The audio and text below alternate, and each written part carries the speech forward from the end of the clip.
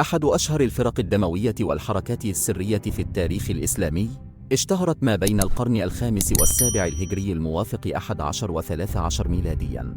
طائفة الحشاشين أو الدعوة الجديدة كما أطلقوا على أنفسهم هم فرقة منظمة من القتلة، وأثروا الرعب في قلوب الكثيرين بسبب قسوتهم وتعطشهم الشديد للدماء، وينتمون للمذهب الشيعي الإسماعيلي النزاري الباطني. فالحشاشون هم فرقة من الإسماعيلية، ويجتمعون تحت لواء واحد مع الفاطميين، وكانت معاقلهم الأساسية في بلاد فارس وفي الشام. وكانت بدايتهم بمصر على يد رجل فارسي اسمه الحسن بن الصباح، ثم انشقت عن الفاطميين لتدعو إلى إمامة نزار ابن المستنصر بالله ومن جاء من نسله، ولقبوا بالحشاشين لكثرة تدخين الحشيش. وعقيدتهم هي نفس عقيدة الإسماعيلية، مثل إيمانهم بوجود إمام معصوم منصوص عليه من أبناء محمد بن إسماعيل، والإيمان بالإمام الغائب أو المستور، ورفع أئمتهم لمنزلة أشبه بمنزلة الألوهية، وأن الإمام وارث الأنبياء جميعاً. الحج لديهم ظاهره إلى البيت الحرام، وحقيقته إلى إمام الزمان ظاهراً أو مستوراً، وغير ذلك من العقائد الباطلة. وكانوا قد قاموا بثورات على الحكام المسلمين في زمانهم ومحاولات اغتيال بعضهم، وكانت لهم دولة تسمى بالدولة النزارية الشرقية بالشام وفارس وبلاد الشرق، إلى أن قضى عليها هولاكو المغولي، حيث كان آخر ولاتهم ركن الدين خورشة، الذي توفي سنة 1255 ميلادياً. مؤسس هذه الفرقة الإسماعيلية الحشاشية هو الحسن بن الصباح، ولد بمدينة الري عام 430 هجرياً، ونشأ نشأة شيعية 12، ثم اتخذ الطريقة الإسماعيلية الفاطمية وعمره 17 سنة. وفي عام 471 هجرياً 1078 ميلادياً ذهب للحج إلى إمامه في مصر الحاكم الفاطمي المستنصر بالله، وعاد بعد ذلك لينشر الدعوة في بلاد فارس، إيران حالياً. وعندما مات الإمام المستنصر بالله 487 هجرياً 1094 ميلادياً، قام الوزير بدر الجمالي بقتل ولي العهد والابن الأكبر نزار، لينقل الإمامة إلى الابن الأصغر المستعلي، الذي كان في الوقت نفسه ابن أخت الوزير. وبذلك انشقت الفاطمية إلى نزارية مشرقية نسبة إلى ولي العهد الابن الأكبر نزار المقتول، ومستعلية مغربية نسبة إلى الابن الأصغر المستعلي الذي سرق الإمامة والحكم. وصل حسن الصباح مؤسس طائفة الحشاشين إلى أصفهان عام 1081 ميلادياً، بعد أن درس عقائد المذهب الإسماعيلي في مصر. وبعد استقراره في إيران، عمل على نشر مذهبه في جميع أنحاء البلاد. وأخذ الحسن بن الصباح يدعو إلى إمامة نزار المقتول، مدعياً أن الإمامة قد انتقلت إلى ابن نزار حفيد المستنصر بالله، وأنه أحضر سراً إلى ألموت. وادعى الحسن أن محظية ولي العهد نزار كانت حاملاً، وتم تهريبها من مصر إلى قلعة ألموت في فارس، ووضعت حملها هناك، وظل أمر هذا الإمام الجديد سراً. أسس الحسن بن الصباح الدولة الإسماعيلية النزارية التي عرفت لاحقاً بالحشاشين في سنة 1090 ميلادياً، وذلك بعد استيلائه على عدد من القلاع أهمها قلعة ألموت في بلاد فارس عام 483 هجرياً، والتي اتخذها عاصمة لدولته بسبب ارتفاعها وصعوبة الوصول إليها. ولم يغادر القلعة لمدة 35 سنة حتى وفاته. ولقب حسن الصباح بشيخ الجبل، وكانت القلعة هي المقر الرئيسي للقتلة، واختاروا فيما بعد عدداً من القلاع الأخرى في إيران وسوريا لتكون مخابئ لهم أيضاً.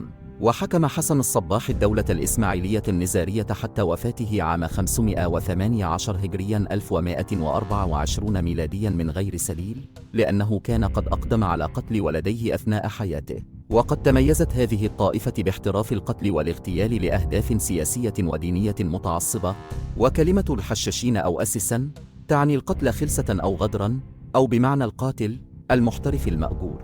اتخذت دولة الحشاشين من القلاع الحصينة في قمم الجبال معقلاً لنشر الدعوة الإسماعيلية النزارية في إيران والشام، مما كسبها عداءً شديداً مع الخلافة العباسية والفاطمية والدول والسلطنات الكبرى التابعة لهما كالسلاجقة والخوارزميين والزنكيين والأيوبيين، بالإضافة إلى الصليبيين. إلا أن جميع تلك الدول فشلت في استئصالهم على مدار 300 عام من الحروب.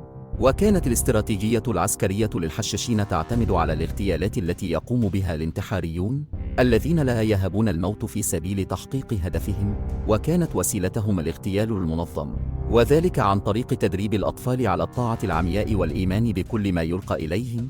وعندما يشتد عودهم يدربونهم على الأسلحة وبالأخص الخناجر، ويعلمونهم الاختفاء والسرية، وأن يقتل الفدائي نفسه قبل أن يبوح بكلمة واحدة من أسرارهم.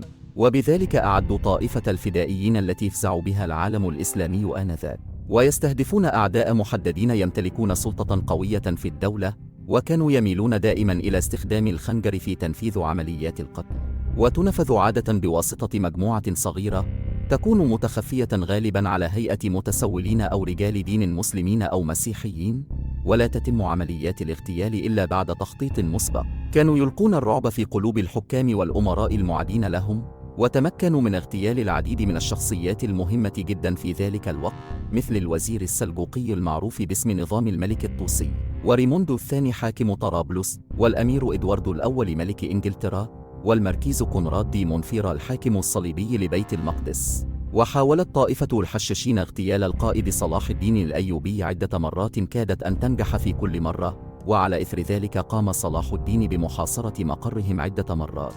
نسجت حولهم الكثير من الأساطير، فنجد قصة الرحالة الإيطالي ماركو بولو التي باتت تعرف بأسطورة الفردوس، والذي نقرأ في كتابه في وصف قلعة ألموت ما يلي بأنه كانت فيها حديقة كبيرة مليئة بأشجار الفاكهة، وفيها قصور وجداول تفيض بالخمر واللبن والعسل والماء، وبنات جميلات يغنين ويرقصن ويعزفن الموسيقى، حتى يوهم شيخ الجبل أتباعه أن تلك الحديقة هي الجنة، وقد كان ممنوعا على أي فرد أن يدخلها، وكان دخولها مقصورا فقط على من تقرر أنهم سينضمون لجماعة الحشاشين. كان شيخ الجبل يدخلهم القلعة في مجموعات، ثم يشربهم مخدر الحشيش، ثم يتركهم نياما، ثم بعد ذلك كان يأمر بأن يحملوا ويوضعوا في الحديقة، وعندما يستيقظون فإنهم سوف يعتقدون بأنهم قد ذهبوا إلى الجنة، وبعدما يشبعون شهواتهم من المباهج كان يتم تخديرهم مرة أخرى، ثم يخرجون من الحدائق ويتم إرسالهم عند شيخ الجبل فيركعون أمامه، ثم يسألهم من أين أتوا، فيردون: أتينا من الجنة. بعدها يرسلهم الشيخ ليغتالوا الأشخاص المطلوبين، ويعدهم أنهم إذا نجحوا في مهماتهم فإنه سوف يعيدهم إلى الجنة مرة أخرى، وإذا قتلوا أثناء تأدية مهماتهم فسوف تأتي إليهم ملائكة تأخذهم إلى الجنة. قضى المغول بقيادة هولاكو على هذه الطائفة في بلاد فارس سنة 1256 ميلاديا، حيث هاجم الحشاشين وأحرق جميع قلاعهم قبل أن يتجه هولاكو لمهاجمة العباسيين وعاصمتهم بغداد وإحراقها أيضا. وسرعان ما تهاوت باقي طائفة الحشاشين في الشام أيضا على يد الظاهر ببرس سنة 1273 ميلاديا. إذا عجبتكم الحلقة لا تنسوا الاشتراك في القناة والضغط على زر الإعجاب ومشاركتنا آرائكم في التعليقات.